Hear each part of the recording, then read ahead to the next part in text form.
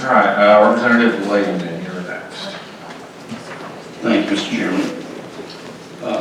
Mr. Harper, thanks for being here, and thanks for setting up control within your industry, which is a new industry. Thank you for doing that. I think that's something we really need. But got a couple questions. Many counties, including my county, I'm from Jonesboro, by the way, have passed ordinances on noise control. But these counties do not have an enforcement branch that knows how to enforce these regulations.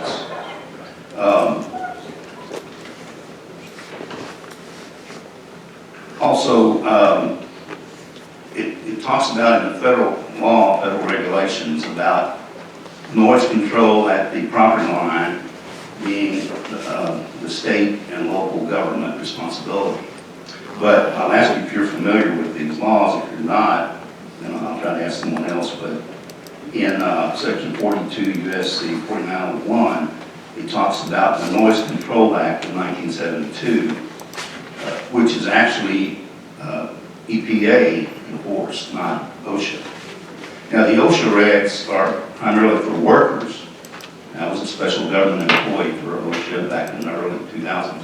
And there's specific requirements, specific fines, very controlled, and OSHA has people that are capable of knowing compliance and non-compliance.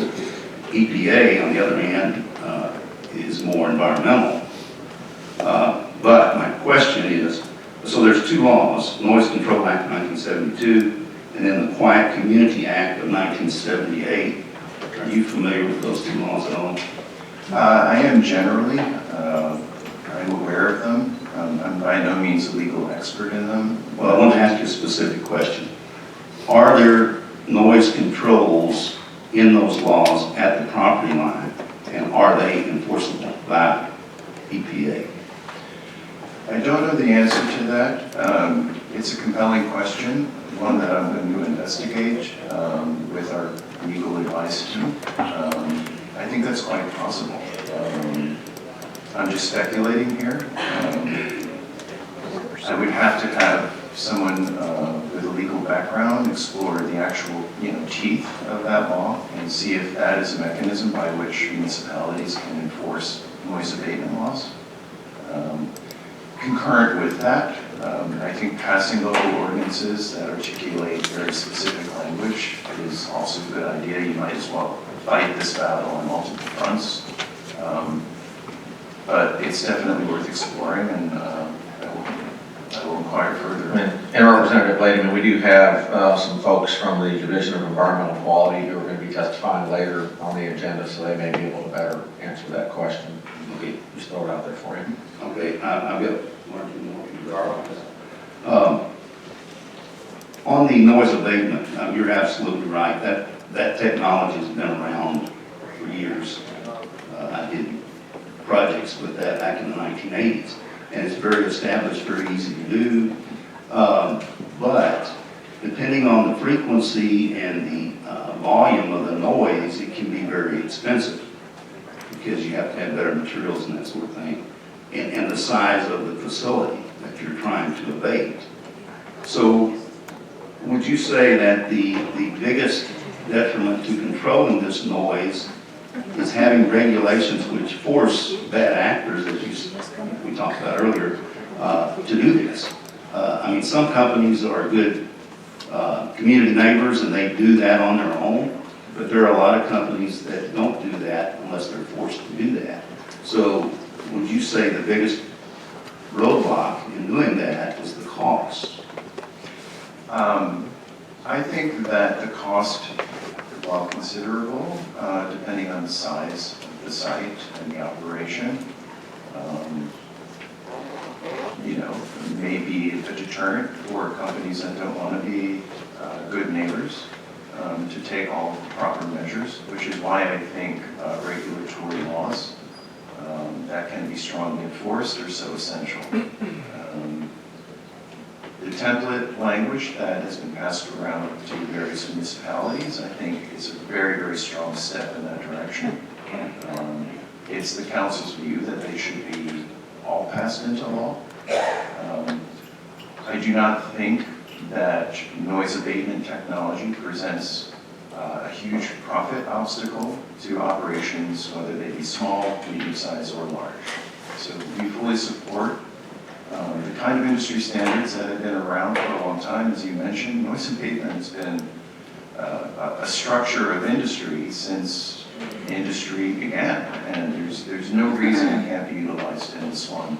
In fact, it's more essential that it be utilized in this one because of the noise issues. Want to change subject here, but on the Bitcoin or the other cryptocurrency, right now, if I have a problem with my bank transaction, I call my local bank. If I have a problem with a cryptocurrency transaction, who do I call? Well, if you're using the blockchain, which is an immutable ledger, it prevents there from being a problem. The other modes that were referenced of obtaining cryptocurrency in the educational video that we saw earlier, the narrator articulated that there are great risks with using those. I would go a step further and say I actively discourage individuals from pursuing cryptocurrency outside of the normal mining process with an ASIC machine, simply because those transactions are the only ones who can guarantee that they transpire on the immutable blockchain, public ledger, which nobody has control over centrally. So you would have to go back to the currency inventor or currency company like Bitcoin? No, because it's decentralized, its value may fluctuate.